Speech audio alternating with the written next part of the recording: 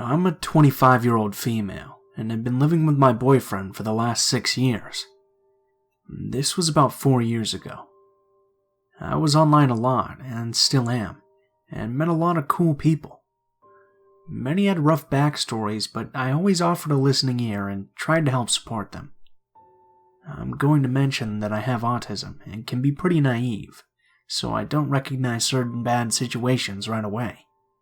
I met a 24-year-old guy from Australia, I'm from Europe, who had just broken up with his girlfriend. He said she was emotionally unstable, and it ended with her wanting to kill herself and him not being able to handle it anymore. I talked to him about it a lot, and tried to help him cope with the situation. We started a game together online, and I started to see him as a friend. But after a while, I started to notice that he was kind of acting like I was his girlfriend. I glanced over it at first because he knew I had a boyfriend, and it might have just been kindness that I mistook. I'm famous for being oblivious to that kind of stuff.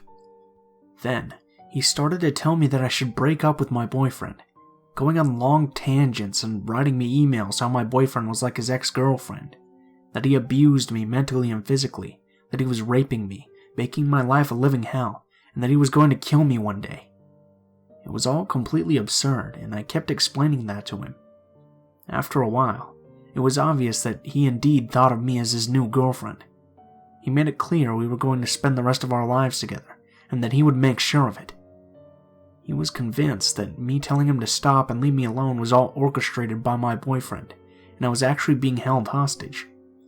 Luckily, he didn't know my full name or where I lived. I started getting messages from random accounts with pictures of people bloodied up saying, "This is going to happen," all with his name on the pages itself. This went on for a while. I begged him to stop, but he kept pushing.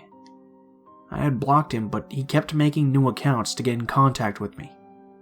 I decided to just delete my account on that site altogether and not go there anymore, hoping it would go away. But then I started to get messages on Facebook. I never told him my full name, and even then I made sure that my Facebook is extremely private, with a family nickname. I even only had other family members on there because most live far away. My boyfriend didn't even have a Facebook account, and like I said before, I kept my full name and my location to myself. He made about 150 pages and profiles, completely directed to me, with pictures of people killing themselves, telling me he was going to kill himself, complete with overlays and banners of, "This is your fault." It seemed like he made it his full-time job to send me messages on different platforms. He even found stuff like my YouTube account and followed me around there. Eventually, he started sending receipts of his school books that he had sold of his current school year, and later, 1 plane ticket to the airport where I actually lived close to, and 2 back to Australia. He kept sending proof, like of him moving out of his apartment and putting his stuff in storage. He told me he was coming to save me from my boyfriend who had kept me hostage, and that he was going to kill him and take me back to Australia so I could be safe.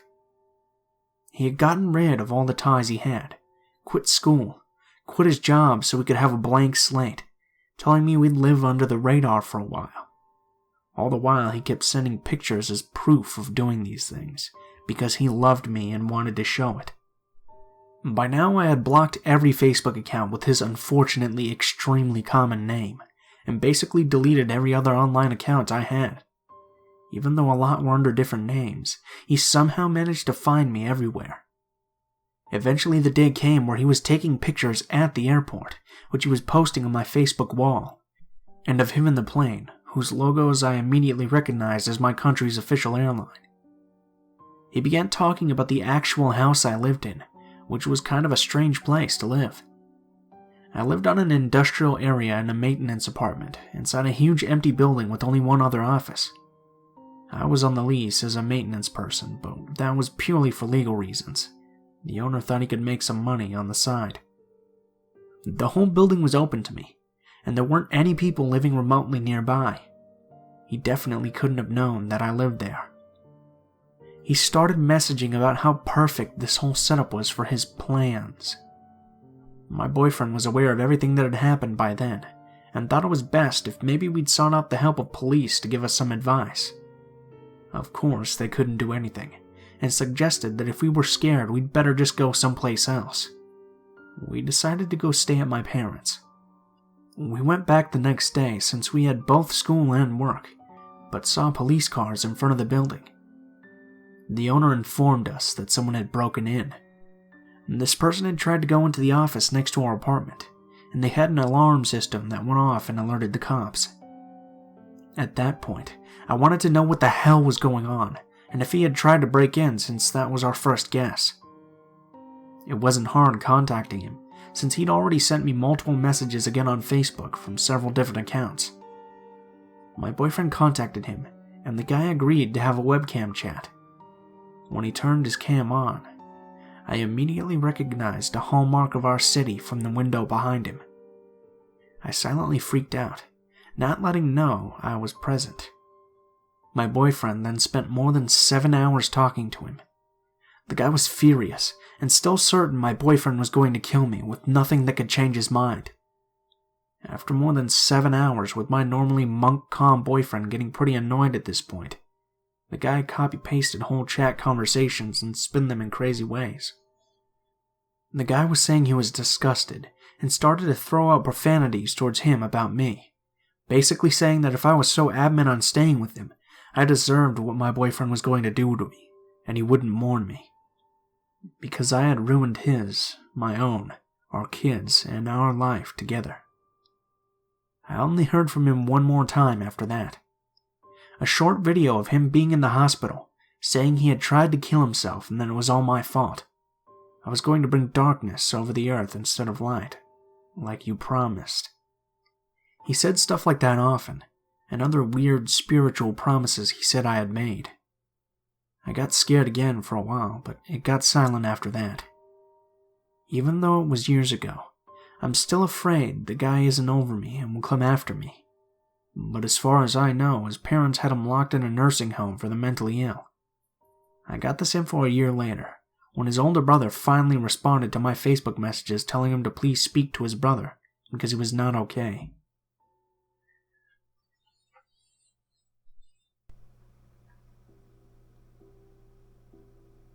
So this has been going on for a very, very long time. 3-ish years to be exact. And I'm a long-time lurker on here, and thought it was time I finally told you my creeper story. I'm going to keep it short and as accurate as possible. This has been happening for so long that sometimes things become muddled in my mind.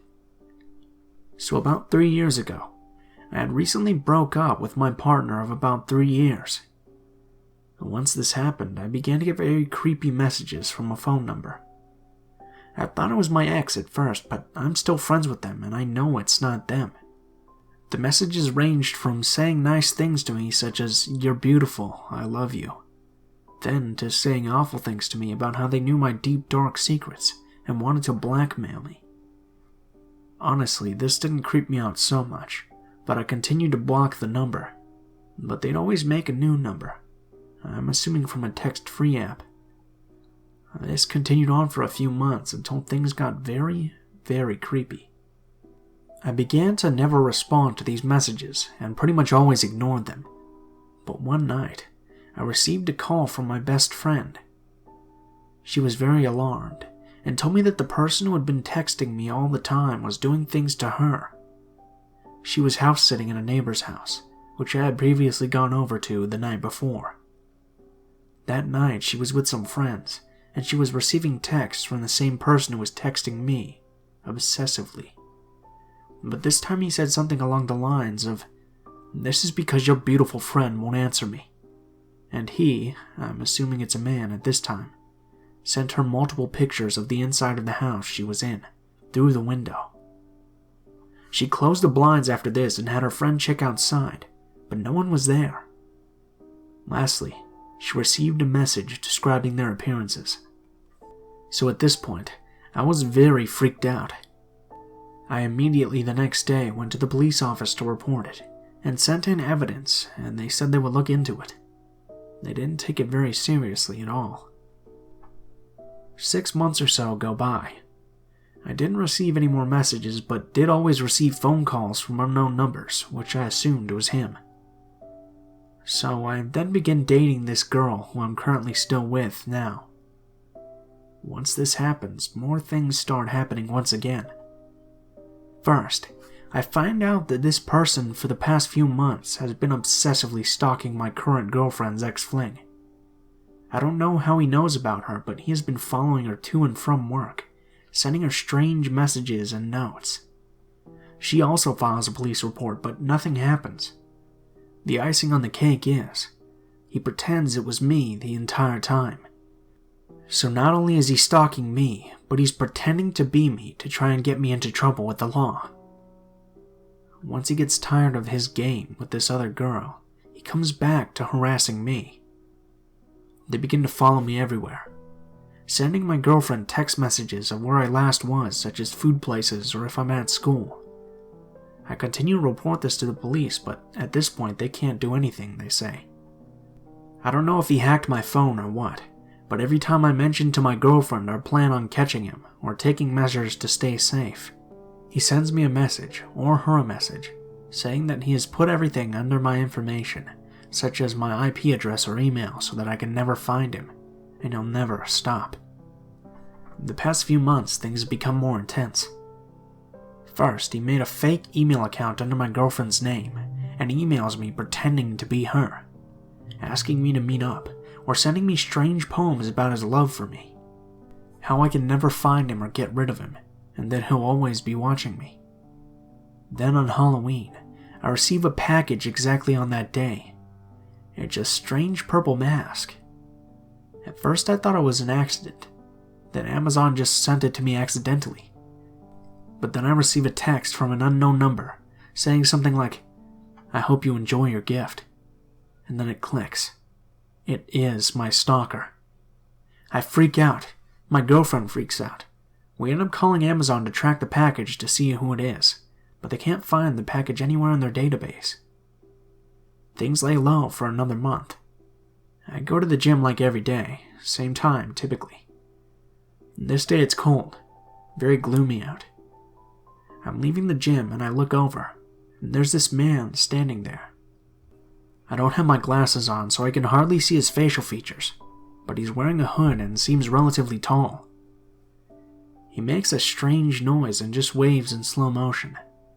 Sometimes men do really strange things to me like this. I have no idea why, and I'm not bragging. I hate it. So I don't think much of it, but I am alarmed and I walk back to my car and get inside. I lock the doors and check behind me. I always do this since I'm a paranoid person. I see the man get into his car, a white car. I think that maybe it's just a coincidence, and then I leave. But the car leaves as well and follows me, directly behind me but not too close to where I would notice. I'm freaking out at this point, but my phone is dead because I used it too much at the gym to listen to music. This time I'm not going home though. I'm going to my grandparents who live close by to help them with a few things because they're moving. He continues following me, and I turn into the driveway. They live down this very long driveway, but there's a ton of cars there and people walking around. Turns out, my grandparents are having an estate sale, which I think saves me. I drive into the driveway slowly and look behind me. I just see the same hooded man wave again slowly, then drive off. I know this is my stalker. I have no idea what he was trying to do, but this random estate sale saved me somehow. Lastly, I received constant emails from him. Creepy poems, but that's about it. The police know, and I just keep updating the report, but they're still not taking it seriously. He knows everything about me, it seems, and is trying to hack my account and my girlfriend's a constant amount of times. We know this because we've set up those alerts that let us know if someone unknown is logged in or is trying to. I'm tired of living in fear, and I don't know what he's going to do next.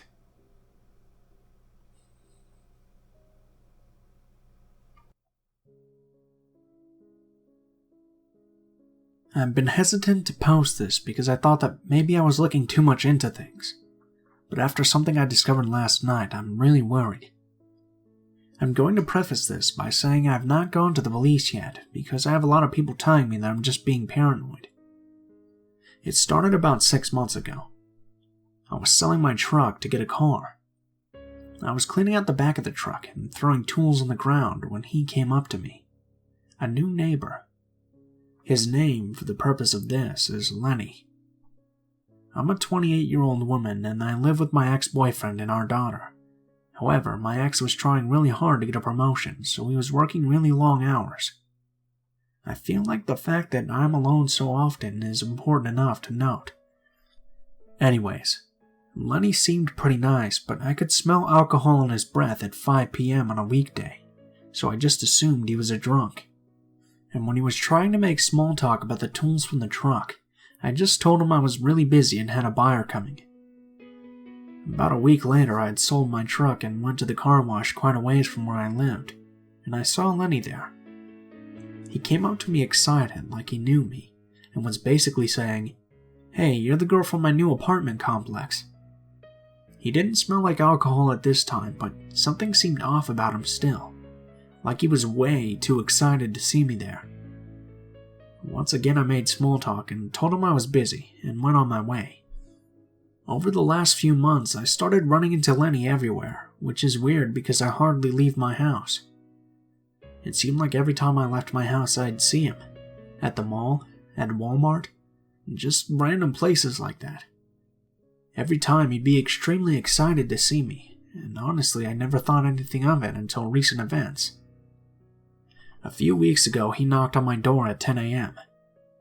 I did open my door for him, because at the time I hadn't thought anything of him, to be honest, and I thought, oh, well, here's a neighbor, probably wants something neighborly like sugar or something like that. This is when things start to get a little strange. I open the door to him, and he immediately tries to come inside. My coat and shoes were next to the door, so I pushed him back and said we could talk outside, and asked what he wanted. He said he was just lonely and wanted to talk. I told him the truth, which was I had a little fender bender the night before, and I was about to call the insurance company and that I couldn't really chat. I even took him to the car and showed him the dent. That turned out to be a mistake. He was more forward than I had ever seen him in these past 6 months. He kept asking me to come back to his apartment. I said no and that I really needed to call my insurance company. When he persisted that I should come back to his apartment, I told him that I lived with my boyfriend and that my boyfriend would be mad if I didn't call the company soon. Lenny stepped back and said, "I thought I was your boyfriend." I said no and that I'd been with my boyfriend for 6 years. I didn't know why he thought I didn't have a boyfriend, and I tried to laugh it off nervously. This is when he went to his car, which was parked next to mine. I had never noticed it before, but why would I? I didn't put anything together until this all happened. He opened his passenger door and said, "It's so cold outside. Why don't you get in my car?" He tried to shuffle me into the passenger side. I broke away and insisted on calling the insurance company and told him that it was nice talking to him. I basically ran inside. When inside, I texted some friends the story and asked if I was being paranoid. Notably, the female said no, yet the guys I talked to said yes. I was still unsure about everything. Then I started really thinking about Lenny. Questions came to my mind that I'd never really thought of until now. How did he know I was home alone? He tried to walk in like there wasn't anybody there besides me to stop him. I live in a small town with 100,000 people, so how did he manage to run into me the one time a month I went to the mall?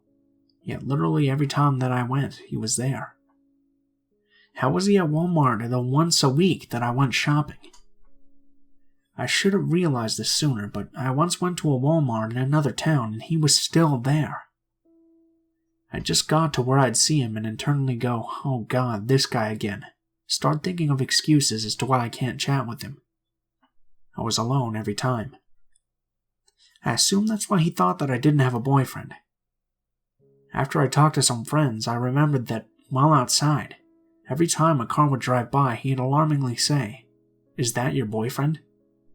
Then cut back to talking to me. It just seemed odd. The last thing though, my ex-boyfriend says I'm being paranoid and that it's all a coincidence, so I didn't go to police.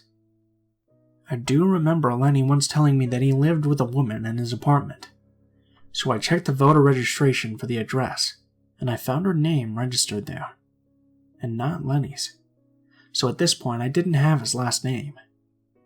I tried, but I can't find any kind of arrest record or really any record on this guy, so I put it out of my mind. Last night a friend was asking me about the whole thing, and I had mentioned that my ex-boyfriend laughed at me when I draw the blinds at night and says I'm being paranoid. And the friend started asking me about the girl that lived with Lenny. I didn't know much about her, just her name. My friend said that I should look her up on Facebook, and then I should be able to look through her friends list and find Lenny's last name from there. I get on Facebook, and discover something that creeps me out more than anything. I recognize her. She's been to my door not once, but twice. Both times she knocked, and when I opened the door, she looked in and said, "Oh, I must have the wrong apartment."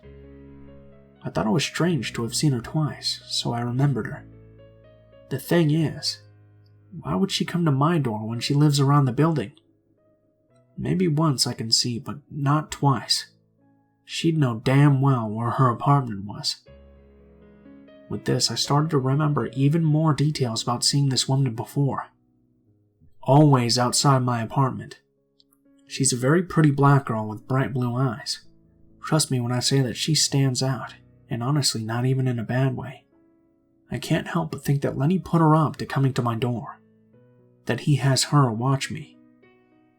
I thought I was being paranoid, but not after that. I've not went to the police because I'm legitimately scared of Lenny now, and I know that the police would just have a talk with him at most if I reported all of this. And I'm scared of making him angry. My friends want me to at least go to the apartment manager, but I know it will be the same thing. They'll go and have a chat with him. I don't know how I forgot about this, but this is probably the creepiest of all of it put together. A couple days after he came to my door, I was home with my daughter, who's 3, and my ex-boyfriend was in his room. I saw the doorknob to the front and only door being turned. Then there was this violent rattling of the doorknob. I grabbed my daughter and went to get my ex out of his room, and he and I went outside together.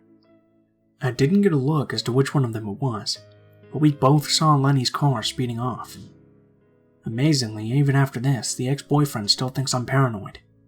But he sure does make sure to lock the door now when he leaves for work and I'm still asleep. Since then, my daughter has pointed at the window at night and says, "Look, the monster at the window." That really creeps me out. We have cats, so the blinds are a bit bent, and it's still possible to see inside. My ex didn't see the doorknob turning, so I don't think he believes that I saw it.